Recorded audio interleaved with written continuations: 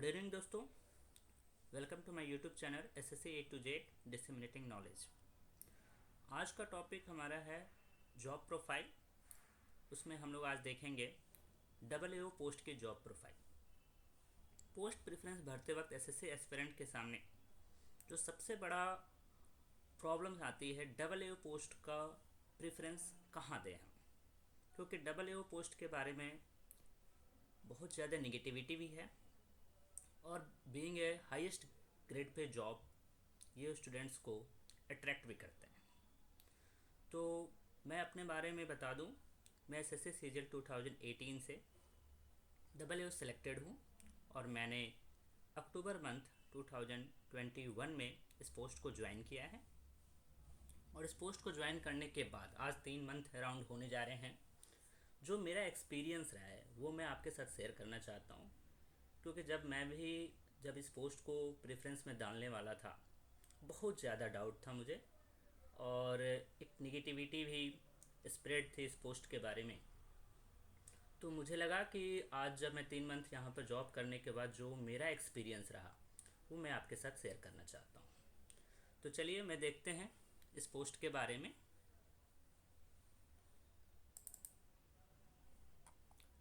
जैसे दोस्तों आप लोगों को तो मालूम ही होगा, ये पोस्ट 4800 ग्रेड पे की है, लेवल 8 की पोस्ट है, जो हाईएस्ट ग्रेड पे की पोस्ट होती है एसएससी के थ्रू, एकमात्र पोस्ट जो गैजेटेड पोस्ट है। ये इस पोस्ट की एक चार्म है कि ये एकमात्र पोस्ट है जो एसएससी गैजेटेड पोस्ट के तौर पे सिलेक्शन लेती है इस पोस्ट में। गाइज, तो आते हैं इसके सबसे पहले प्रोज की तरफ। क्या क्या इनके प्रोज है। सबसे पहली बात तो ये एक हाईएस्ट ग्रेड पे पोस्ट है। इट मीन्स आपको सबसे ज़्यादा सैलरी जो मिलेगी एसएससी के थ्रू किसी भी पोस्ट में, जो सबसे ज़्यादा सैलरी है वो इसी पोस्ट में है।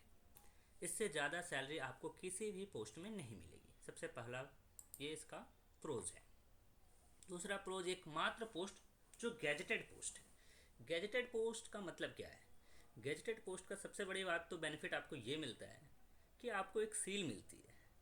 आप किसी भी डॉक्यूमेंट्स को अटेस्ट करने की अथॉरिटी हो जाती है आपके पास। जैसे आप भी जब डॉक्यूमेंट वेरिफिकेशन के बाद या इवन जब आपकी सिलेक्शन हो जाएगी तो उस वक्त जब आप डॉक्यूमेंट सेंड करते हो अपने डिपार्टमेंट में, तो बहुत बार आपका कैरेक्टर सर्टिफिकेट और बहुत सारी चीज़ें जो होती है आपको अटेस्ट करानी होती है। तो वो कभी बहुत बार आपको गैजेटेड ऑफिसर से अटेस्ट करानी पड़ती है। वो पावर आपको ये पोस्ट देती है। तो सबसे एक चार्म है, एक सोसाइटी में रिकॉग्निशन है कि आप एक गैजेटेड ऑफिसर हैं। सेकंड, इसके बेनिफिट मैं आपको बताऊं, प्रमोशन से पहले जैसे जैसे ही आप 4800 ग्रेड पे जब ज्वाइन करते हो, आपके ज्वाइन करने के एग्जैक्ट 4 ईयर आफ्टर आपको इसको नॉन फंक्शनल अपग्रेडेशन होता है आपका, और आप लेवल 8 से लेवल 9 पे चले जाते हैं। यहाँ पर एक मैं डाउट क्लियर करना चाहूँगा 5400 ग्रेड पे के बारे में। 5400 ग्रेड पे एक्चुअली में 2 लेवल हैं 5400 ग्रेड पे में। अगर आप देखोगे, एक लेवल 9 होता है, एक लेवल 10 होता है। लेवल 9 का जो 5400 होता है उसकी बेसिक सैलरी आपके 53,100 होती है, जबकि लेवल 10 की जो 5400 ग्रेड पे होती है उसकी बेसिक सैलरी 56,300 होती है।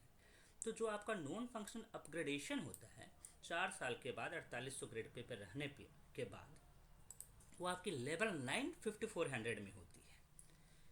तो एक ये बेनिफिट है कि आपको इस पोस्ट में मात्र 4 साल रहने के बाद ही आप लेवल 9 में चले जाएंगे। इसके जॉब प्रोफाइल की बात करें तो वर्सेटाइल जॉब प्रोफाइल है इसकी। यहाँ आपको एक जैसा काम नहीं मिलेगा। ये कैग हमारे देश की एक बहुत बड़ी संस्था है जिसमें अलग अलग टाइप के काम होते हैं। यहाँ पर ऐसा नहीं है कि आप हमेशा फील्ड ड्यूटी पे ही रहोगे, ऐसा भी नहीं है कि आप हेडक्वार्टर में ही रहोगे, और हेडक्वार्टर में भी रहोगे तो अलग अलग टाइप के काम है, अलग अलग सेक्शन है। आपको अकाउंट सेक्शन भी मिल सकता है जहाँ पर आपको बिल्स, सैलरी, ये सारी चीज़ें देखनी होती है। आपको एडमिन सेक्शन भी मिल सकता है, आपको रिपोर्ट फाइनलाइजेशन सेक्शन भी मिल सकता है, आपको ओएम सेक्शन भी मिल सकता है। ये कुछ मैंने आपको हेडक्वार्टर के जो सेक्शन है उसके बारे में बताया। सिमिलरली जब आप ऑडिट में जाते हो तो ऑडिट में भी आपका अलग अलग इसमें भी है, स्टेट ऑडिट हो सकता है, रेलवे ऑडिट हो सकता है, आपको डिफेंस ऑडिट हो सकता है। तो ये अलग अलग ऑडिट में भी अलग अलग टाइप के, और हर एक ऑडिट अलग होता है। इसमें ऑडिट में भी अगर आप देखोगे तो आपको अलग अलग टॉपिक्स पर ऑडिट करने होते हैं, कुछ परफॉर्मेंस ऑडिट होता है, कुछ अलग अलग टाइप के ऑडिट है। तो ये बहुत ही ज़्यादा यहाँ पर वर्सेटाइल जॉब प्रोफाइल है, एक बोरिंग जॉब नहीं है। आपको हमेशा नई नई चीज़ें सीखनी पड़ेगी, और नई नई चीज़ों में आपको अगर मज़ा आता है नई चीज़ें सीखने में, तो ये पोस्ट आपके लिए है। हाँ, अब आते हैं रिस्पेक्ट। तो ये थोड़ा सा मैं आपको बताना चाहूँगा कि देखिए, सोसाइटी में तो आपकी रिस्पेक्ट, आप गवर्नमेंट जॉब में हैं, आप 4800 ग्रेड पे हैं, और आप रियल में ऑफिसर हैं, गैजेटेड ऑफिसर हैं, तो सोसाइटी में तो आपकी रिस्पेक्ट है। अब आते हैं ऑफिस के अंदर, क्योंकि रेस्पेक्ट आप देखिएगा बहुत सारे ऐसे पोस्ट हैं जो जो एसएससी में जो दोस्तों ने ज्वाइन किया है उन्हें अब शायद आइडिया हो चुका होगा कि जो एसएससी में जब तक आप ज्वाइन नहीं किए होते हैं और एसएससी में जब आप ज्वाइन कर लेते हैं, तो आपको पता चलता है कि एक्चुअल रिस्पेक्ट सोसाइटी में जो मिलती है और ऑफिस के अंदर मिलती है, वो उसमें बहुत डिफरेंस है। तो अब मैं आपको बताऊं कि जब आप हेडक्वार्टर में पोस्टेड होते हैं तो रिस्पेक्ट है, लेकिन कंपेरेटिवली जब आप फील्ड में पोस्ट होते हैं उससे कम है। आपके यहाँ पर बहुत ज़्यादा सीनियर्स हैं, आपके ऊपर सीनियर एओ हैं, आपके ऊपर डीएजी सर हैं, आपके ऊपर सीनियर डीएजी हैं, आपके ऊपर एजी हैं, पीएजी हैं। तो ये पूरा का पूरा एक हायरार्की है। तो यहाँ पर आप को वो रिस्पेक्ट जो आप सोच के आते हैं कि नहीं हम ऑफिसर हैं, वो उस लेवल का रिस्पेक्ट, मतलब रिस्पेक्ट है, लेकिन ऑथोरिटी मैं कर सकता हूँ रिस्पेक्ट की जगह, ऑथोरिटी उस लेवल की आपको नहीं मिलती है। लेकिन हाँ, जब आप फील्ड में जाते हैं, यहाँ पर एक्चुअल सीन आपको लगेगा कि no, you are real officer. आपको महसूस होगा कि हाँ, आप के पास एक ऑथोरिटी है और आप एक्ट कर सकते हो, और आप एक सेंस ऑफ अचीवमेंट भी मिलता है। आपको लगता है कि हाँ, आप जो काम कर रहे हो उसका इम्पैक्ट है। जैसे मैं आपको बताऊं, मैं ही एक ऑडिट में गया था, स्कॉलरशिप की ऑडिट थी। तो उस स्कॉलरशिप के ऑडिट में जब मैं गया तो मुझे ऐसा लगा कि जो बच्चों S C S T minorities के लिए स्कॉलरशिप जो दी जाती है, उसमें क्या सही से स्कॉलरशिप मिला है नहीं मिला है, वो चीज़ मुझे हमें ऑडिट करनी थी। हमें बात करनी थी एस सी एस टी बच्चों से, माइनॉरिटी से बच्चों से। तो उन लोगों से बात करके हमने पता किया कि आपको स्कॉलरशिप मिला है, आपको क्या कोई परेशानी हुई, और ये सारी चीज़ें हमने उन इंस्टीट्यूट को भी दिया था कि आप फॉर्म फिल के बताइए। अब उसका रिकॉर्ड हमने देखा, बच्चों से हमने 1 to 1 इंटरेक्ट किया और उनसे पूछा कि उनके क्या प्रॉब्लम्स हैं। तो ये सारी चीज़ें आपको एक महसूस कराती है कि आप सोसाइटी के लिए काम कर रहे हो, आप कुछ ऐसा कर रहे हो जिसका इम्पैक्ट होगा। आपको एक सेंस ऑफ अचीवमेंट ज़रूर देती है ये जॉब, जब आप फील्ड में होते हैं। याद रखिएगा, जब आप फील्ड में रहते हैं, ये ऐसा नहीं है कि आप जब हेडक्वार्टर में रहते हैं तो नहीं है। जब आप रिपोर्ट फाइनलाइजेशन करते हैं तो भी आपको लगता है कि आप एक अल्टीमेट गोल के लिए काम कर रहे हो, जिस ऑडिट का जो अल्टीमेट गोल है।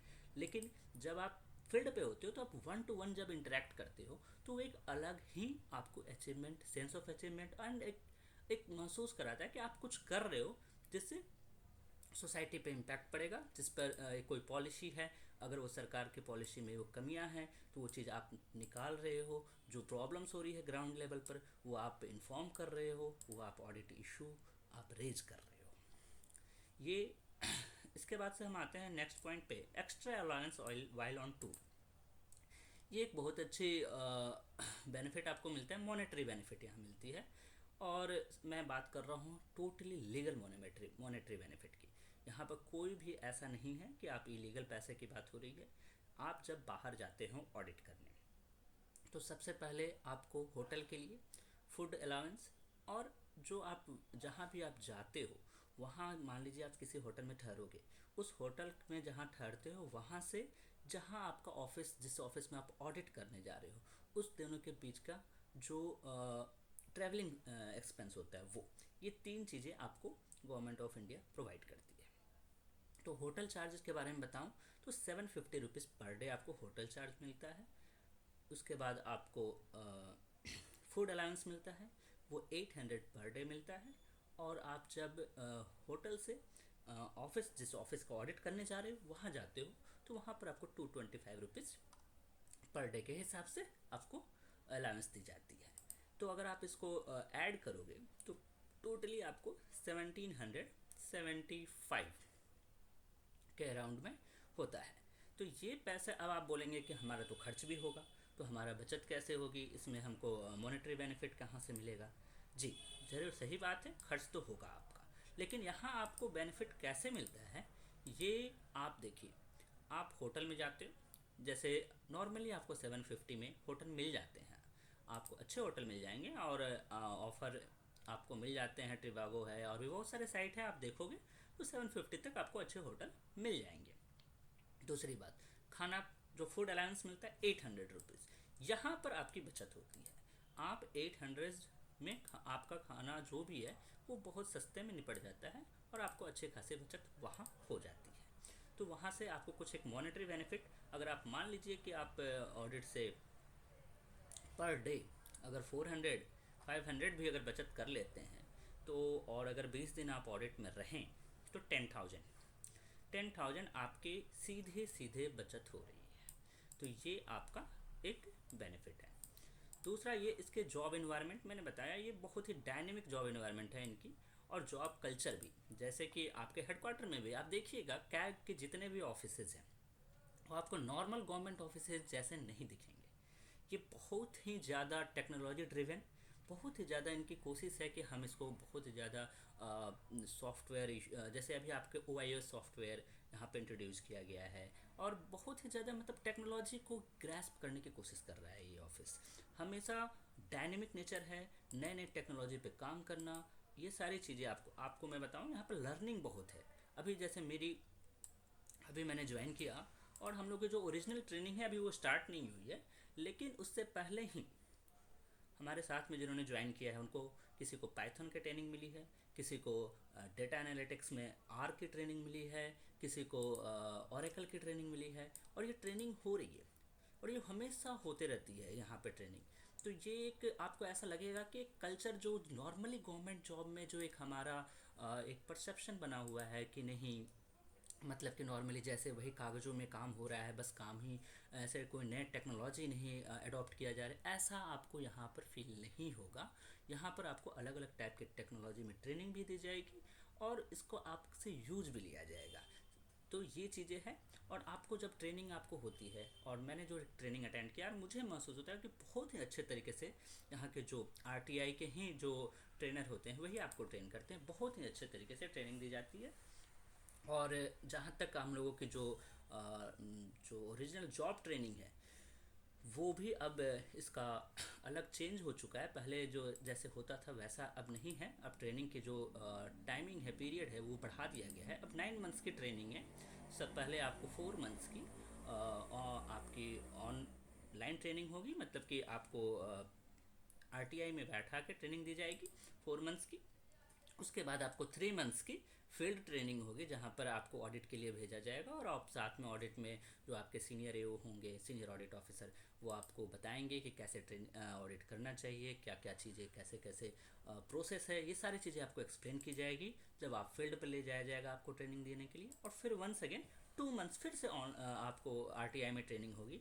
तो ये एक कंप्रहेंसिव ट्रेनिंग है, 9 मंथ्स की कंप्रहेंसिव ट्रेनिंग आपको दी जाएगी।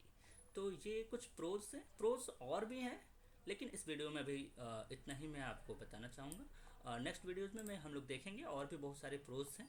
कॉन्स की बात करते हैं। कॉन्स, इस पोस्ट के सबसे बड़ा कॉन्स जो है, बच्चों में प्रेफरेंस डालते वक्त सबसे बड़ा डाउट यही आता है कि क्या उन्होंने बहुत अच्छा स्कोर किया है, लेकिन क्या तो भी उनको होम पोस्टिंग मिलेगी या नहीं मिलेगी। क्योंकि CAG जो है ये आपका स्टेट वाइज वैकेंसी ये आपको रिवील नहीं करता है। जब तक आपका सिलेक्शन होने के बाद, जब आप जिस दिन आपको अलॉटमेंट होता है उस दिन आपको पता चलता है कि इस स्टेट में कितनी वैकेंसी थी। तो ये एक बहुत बड़ा प्रॉब्लम है। इवन आप टॉपर हैं, मान लीजिए कि आप AA के टॉपर हैं और आपका स्टेट मान लीजिए कि झारखंड है या वेस्ट बंगाल है, और ये मे भी पॉसिबिलिटी है मैं ये नहीं कह रहा हूँ कि पक्का है, लेकिन पॉसिबिलिटी है कि झारखंड में एक भी सीट ना हो सकता है वेस्ट बंगाल में एक भी सीट ना हो, और तब आप इवन आफ्टर आप टॉपर हैं तो भी आपको आपको अपनी होम पोस्टिंग नहीं मिलेगी। पहला बात तो ये। दूसरा प्रॉब्लम ये होता है कि एक बार जब आपको होम पोस्टिंग यहाँ नहीं मिलती है तो यहाँ पर ट्रांसफ़र इश्यूज है। ट्रांसफ़र इश्यूज में जैसे कि ट्रांसफ़र के नॉर्मली ट्रांसफ़र कैसे कैसे होता है, आप अगर किसी भी गवर्नमेंट जॉब में अगर देखेंगे तो ट्रांसफ़र करने के पहला तरीका होता है कि आप खुद रिक्वेस्ट करते हो, आपके यूनिलेटरल ट्रांसफ़र होता है। दूसरा ट्रांसफ़र होता है म्यूचुअल ट्रांसफ़र होता है। तीसरा ट्रांसफ़र होता है स्पाउस बेसिस पे ट्रांसफ़र होता है, यानी कि आपके वाइफ या आपके हस्बैंड अगर दूसरे स्टेट में सेंट्रल गवर्नमेंट या स्टेट गवर्नमेंट में जॉब कर रहे हैं तो आप रिक्वेस्ट करते हो अपने डिपार्टमेंट में और आपका ट्रांसफ़र हो जाता है। तीसरा ट्रांसफ़र नहीं कहेंगे, तीसरा होता है ये डेपुटेशन। डेपुटेशन पर आप दूसरे डिपार्टमेंट में भी जाते हैं, दूसरे स्टेट में भी जाते हैं, और वहाँ जाके आपका डेपुटेशन होता है, और कुछ सालों के बाद अगर आपका जो प्रोग्रेस है, जो आपने वहाँ काम किया है, आपने अच्छा काम किया है, तो वहाँ पर आपको एब्जॉर्ब भी कर लिया जाता है, वहाँ आपका एब्जॉर्बसन हो जाता है और आप वहाँ के एम्प्लॉय या ऑफिसर हो जाते हैं। तो ये ट्रांसफ़र में के ये तरीके हैं। मैंने आपको एक नॉर्मल गवर्नमेंट जॉब के जो ट्रांसफ़र के तरीके होते हैं वो मैंने बताया। अब इस जॉब की बात करते हैं, स्पेसिफिकली इस जॉब में सबसे पहले तो यूनिलैटरल ट्रांसफ़र बैन है। तो आप अगर मान लीजिए किसी आप बिहार के हैं और आपका पोस्ट में आपको आपकी अच्छी रैंक थी, लेकिन तो भी वहाँ पर बिहार में वैकेंसी नहीं थी, और इन केस आपको मान लीजिए कि एमपी मिल गया या इन केस आपको बैंगलोर मिल गया, तो आप यूनिलेटरली फिर ट्रांसफ़र होके बिहार नहीं जा सकते हैं। दूसरा बात होती है म्यूचुअल ट्रांसफ़र। तो जिन लोगों को नॉर्थ में मिला हुआ है और नॉर्थ के हैं उन्हें तो ठीक है, कुछ ज़्यादा प्रॉब्लम नहीं होती है, आप मैनेज कर लेते हो। लेकिन अब अगर कोई एस्पिरेंट या को बैंगलोर मिल गया है और आप बिहार के हैं, तो Bangalore to Bihar mutual transfer मिलना नेक्स्ट टू इम्पॉसिबल हो जाता है। यहाँ पर आपको नॉर्थ से साउथ आना तो आसान है, लेकिन साउथ से नॉर्थ आप नहीं आ सकते हो, और ऑलमोस्ट इम्पॉसिबल हो जाता है यहाँ पर म्यूचुअल ट्रांसफ़र मिलना। तीसरा ट्रांसफ़र अब आता है आपका स्पाउस बेसिस पे। तो स्पाउस बेसिस के जो ट्रांसफ़र है, यहाँ आपकी अगर वाइफ या हस्बैंड स्टेट गवर्नमेंट में काम कर रहे हैं या सेंट्रल गवर्नमेंट में काम कर रहे हैं तो आप अप्लाई कर सकते हो। लेकिन वहाँ वही बात है कि आप अप्लाई करते हो तो ऐसा नहीं है कि आपको तुरंत भेज दिया जाएगा, इसमें टाइम लगता है। और ये डिपेंड करता है कि आप जिस आप पीएजी के अंडर हैं, जिस आप कैडर कंट्रोलिंग अथॉरिटी के अंदर हैं, अगर उन्हें लगता है कि नहीं यहाँ पर अभी रिक्वायरमेंट है, आपकी रिक्वायरमेंट है और यहाँ पर डबल की संख्या कम है, तो वो इसको डिले भी कर देते हैं। डिले ऐसा नहीं है कि वो जानबूझ के करते हैं, लेकिन उनकी भी मजबूरी होती है कि यहाँ पर अगर एम्प्लॉय नहीं रहेंगे डबल एक आप मान के चलिए कि इस पूरे डिपार्टमेंट का जो बैकबोन है वो डबल है, तो डबल अगर वहाँ नहीं रहेगा, संख्या कम रहेगी, तो ऑडिट कैसे होगा? ऑडिट नहीं होगा तो पूरा का पूरा डिपार्टमेंट का मतलब ही ख़त्म हो जाता है। तो इसलिए वो देखते हैं कि क्या उनके पास एडुकेट नंबर ऑफ़ डबल हैं कि नहीं है। अगर नहीं है तो वो उसको उस तुरंत अप्रूव नहीं कर पाते हैं, और इसमें फिर एक डिले होता जाता है। तो ये प्रॉब्लम है। डेपुटेशन फोर्थ नंबर जो तरीका है, डेपुटेशन। यहाँ पर डेपुटेशन अब अलग अलग निकलती है, इसमें आपको अप्लाई कर सकते हैं, लेकिन फिर वही बात है कि डेपुटेशन जो भी निकलता है वो पूरा ऑल ओवर इंडिया सबके लिए निकलता है। तो अगर दिल्ली में मान लीजिए 10 सीट निकलता है डेपुटेशन के लिए, तो आप चेन्नई के वे जो लड़के हैं वो भी ट्राई कर रहे हैं, जो यूपी के हैं, जो सॉरी बैंगलोर के हैं, जो केरला में पोस्टेड हैं, जो आंध्रा में पोस्टेड है, वो अलग अलग साउथ के हो सकते हैं, कुछ लोग जो गुजरात में पोस्टेड हैं, एमपी में पोस्टेड है, वो सब लोग ट्राई करते हैं। फिर आपके वहाँ पर एक अलग ही प्रोसेस होता है, फिर वहाँ पर भी आप भेजते हो, होगा नहीं होगा, बहुत सारे इफ़ एंड बट हैं। तो यहाँ पर एक प्रकार से आप समझ लीजिए कि अगर आपकी पोस्टिंग साउथ में हो गई तो कम से कम 5-7 साल तो ज़रूर आपको उधर ही बिताना पड़ेगा। तब कहीं जाके अगर आपको डेपुटेशन मिल गया तो बहुत अच्छा, नहीं तो लाइफ टाइम शायद आपको उसी स्टेट में बिताना पड़ जाए। तो ये एक ट्रांसफ़र इश्यूज़ है। दूसरा इशू आता है सैस एग्ज़ाम।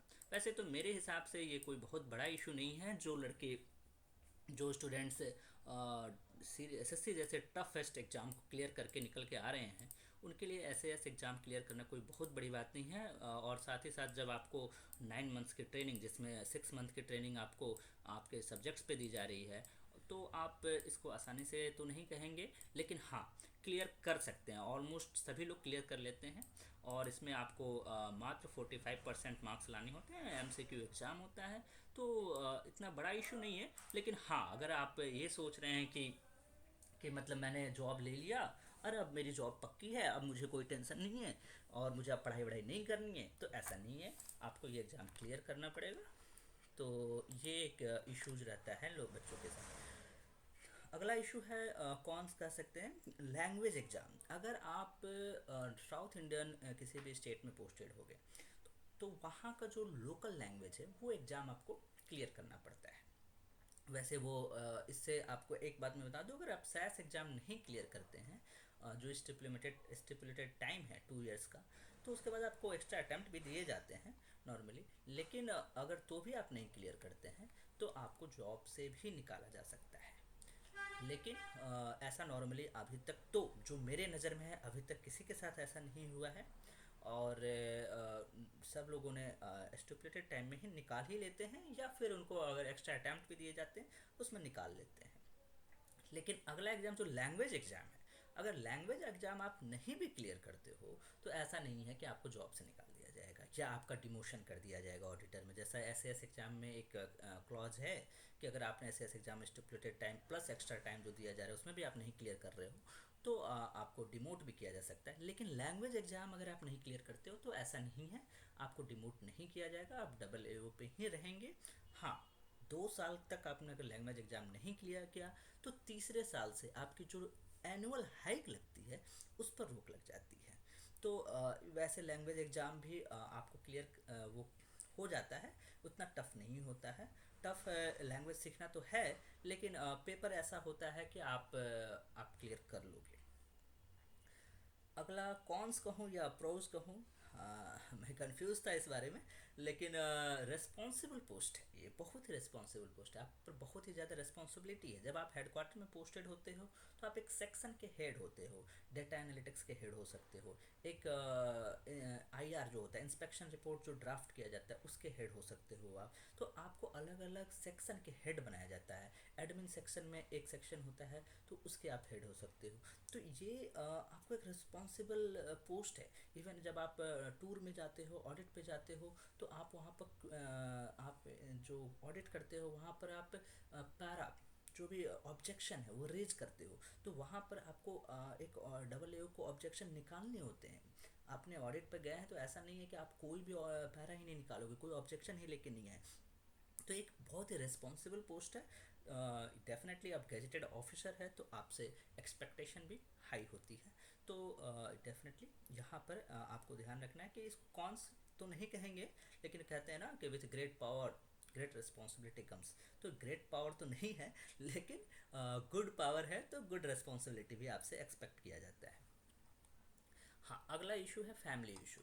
तो जब आप ऑडिट पर रहते हैं, तो अगर आप न्यूली मैरिड हैं या आपके बच्चे छोटे हैं, तो उस टाइम पे या आपके पेरेंट्स ओल्ड हैं और वो आपके साथ रहते हैं, तो या तो यहाँ थोड़ा प्रॉब्लम होती है कि जब आप ऑडिट पे जाते हो, तो ऑडिट में आपको फैमिली लेके तो जा सकते हैं, लेकिन आप बच्चे जब हो जाएंगे, जब बच्चे पढ़ने की उम्र के हो जाएंगे या थोड़े छोटे भी रहेंगे, तो आप नहीं जा सकते। वाइफ के साथ तो आप नॉर्मली जा सकते हैं, लेकिन अगर वो वर्किंग नहीं है तो नहीं। अदरवाइज़ फिर वो हो जाता है कि आपको ऑडिट में रहने पर थोड़ा फैमिली इश्यूज आते हैं।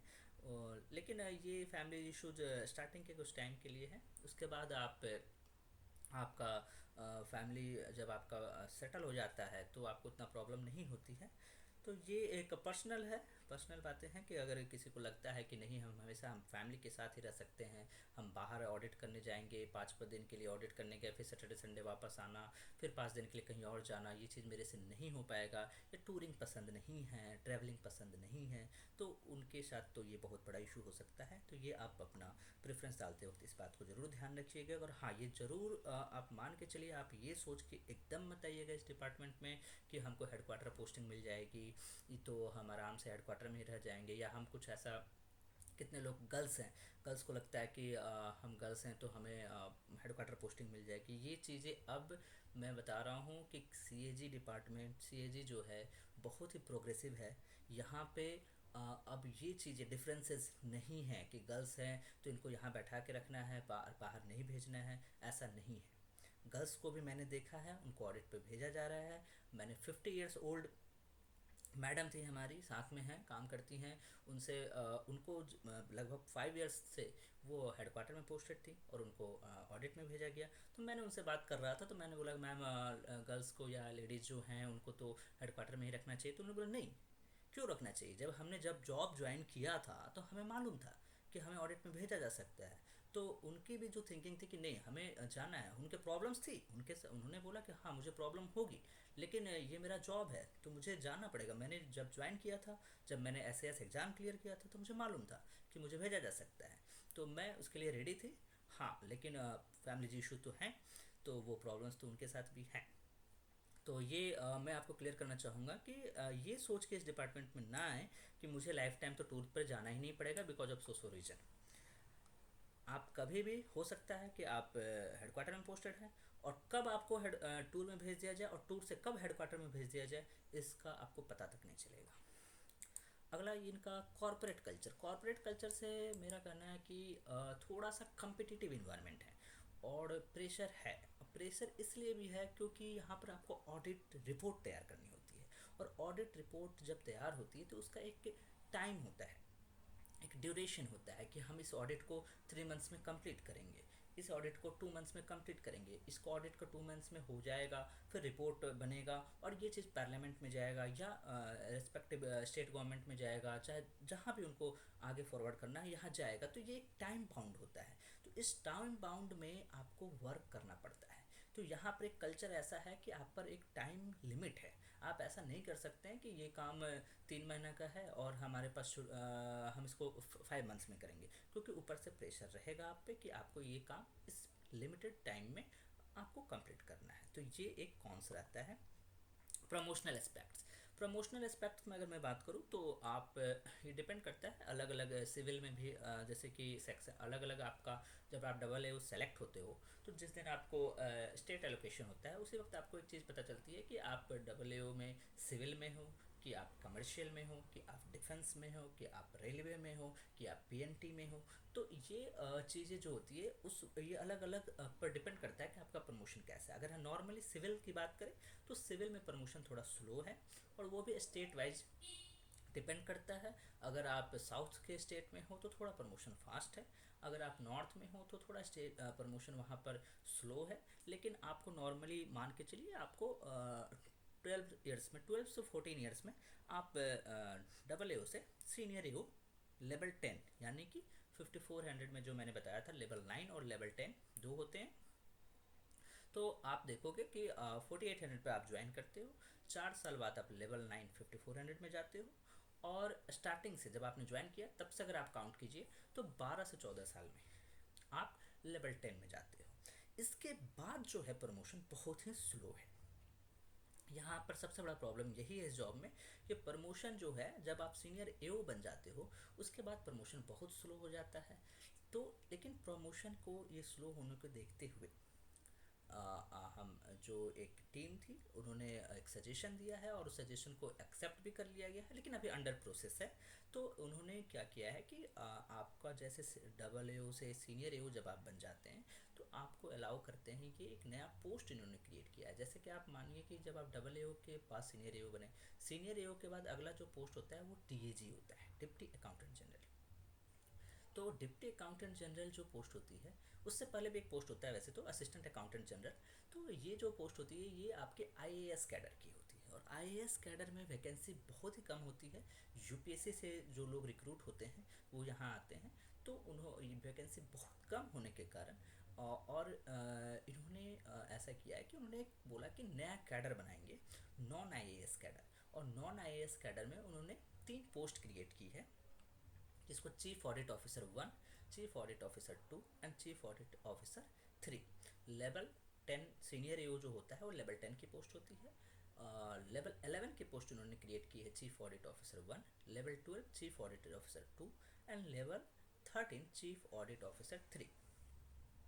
तो इन्होंने ये एक सेग्रीगेशन कर दिया है कि अगर प्रमोशन आपका आईएएस कैडर में नहीं होता है तो नॉन आईएएस कैडर इन्होंने क्रिएट किए हैं, और इसमें लेकिन अभी ये अंडर प्रोसेस है और इसका अभी ज़्यादा इंफॉर्मेशन अभी नहीं है, और अभी तक इस पर अभी कोई प्रमोशन हुआ नहीं है।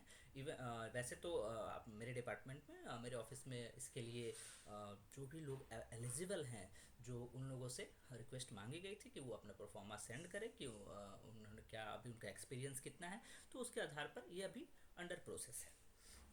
तो ये प्रमोशनल एस्पेक्ट थोड़ा प्रॉब्लमेटिक है, लेकिन इसके लिए अभी जो इशू है वो रेज हो चुका है, और वो चीज़ें मे बी स्ट्रीमलाइन हो जाए। जब तक हम लोगों का समय आएगा उस प्रमोशन के लिए, तब तक मुझे लगता है कि ये चीज़ आराम से स्ट्रीमलाइन हो जाएगी और प्रमोशन ठीक ठाक हो जाएगा आपको इस पोस्ट में भी। तो ये जो मेरा पर्सनल एक्सपीरियंस अभी तक रहा है, ये मैंने आपको बताया। कुछ प्रोज और भी हैं जो मैं एक्सप्लेन करूँगा नेक्स्ट वीडियोस में। और जहाँ तक एसएएस एग्ज़ाम के बारे में अगर आपका कोई डाउट है तो आप बोलिएगा, तो मैं इसके लिए भी एक वीडियो क्रिएट कर दूँगा। और कोई भी डाउट हो आपको, आप कमेंट सेक्शन में लिख सकते हैं। मैं अपनी तरफ से जो भी मुझे 3 मंथ्स का जो भी एक्सपीरियंस हुआ है, मैंने इस जॉब को ज्वाइन करने के बाद मैंने थोड़ा एक क्यूरियोसिटी थी, क्योंकि मुझे था कि जैसे निगेटिविटी फैली हुई है इस जॉब के बारे में, तो जो भी चीज़ें मुझे यहाँ पर पता चलती थी, नहीं भी पता होती थी, तो मैं लोगों से पूछ के जैसे भी चीज़ें होते मैंने इन्फॉर्मेशन कलेक्ट किया इस जॉब के बारे में, और सोचा कि आपको अपने दोस्तों को, अपने छोटे भाइयों को ये सारे इन्फॉर्मेशन मैं शेयर कर सकूं। तो आज के लिए इतना ही, और आपका कोई भी डाउट हो दोस्तों, आप कमेंट सेक्शन में लिख सकते हैं। मैं अगर मुझे पता होगा तो मैं अपने लेवल पे, नहीं पता होगा तो मैं इन्फॉर्मेशन गैदर करके आपको ज़रूर जो भी इन्फॉर्मेशन दूंगा मैं कॉन्क्रीट इन्फॉर्मेशन दूंगा। कि ये जैसे कि बहुत लोग बोलते हैं, अभी आपको बहुत सारे मेरे को सीनियर्स ने बताया था कि बहुत जगह ऐसा बताया गया था कि गर्ल्स के लिए स्पेशल फैसिलिटी रहती है कि उन्हें ऑडिट पे नहीं भेजा जाता है, उन्हें हेडक्वार्टर में ही रखा जाता है। देखिए, पहले ऐसा होता होगा, मैं ये नहीं बोलता हूँ ऐसा नहीं होता होगा, पहले होता होगा जब गर्ल्स कम आती थी। लेकिन अब जैसे जैसे गर्ल्स भी अब आगे हैं और बहुत ही उनकी सिलेक्शन रेशियो बढ़ रहा है, तो जैसे जैसे गर्ल्स जब डिपार्टमेंट में आना शुरू हो गई हैं बहुत ज़्यादा, तो फिर उनको हर एक गर्ल्स को एकोमोडेट नहीं किया जा सकता हेडक्वार्टर में। आपका हेडक्वार्टर का अगर एक सेक्शन, एक ग्रुप होता है, तो उस ग्रुप में मान के चलिए कि 3 से 4 इससे ज़्यादा नहीं होते हैं। तो 3 से 4 हैं, और आपको ऑडिट करना के लिए बहुत सारे को भेजा जाता है, तो मात्र 3 से 4 गर्ल्स ही आपको हेडक्वार्टर में रखी जा सकती हैं। बचे हुए को जाना ही पड़ेगा ऑडिट में। उस 3 से 4 गर्ल्स जो सीट हैं एक ग्रुप में, उस 3 से 4 में भी कुछ ओल्ड एज होते हैं, तो जहाँ पर उनको कोई प्रॉब्लम्स हैं उनको, या उनका एक्सपीरियंस उतना ज़्यादा है कि वो पोस्ट के लिए वो सुटेबल हैं, जो हेडक्वार्टर के पोस्ट हैं, तो फिर आपको वो मौका नहीं मिलेगा। हाँ, पीडब्ल्यूडी स्टूडेंट्स के लिए जो फिजिकली हैंडीकैप्ड हैं, उनके लिए ज़रूर ये आप कह सकते हो कि उनको प्रॉब्लम नहीं होती है, उनको हेडक्वार्टर में कहीं ना कहीं एकोमोडेट कर लिया जाता है।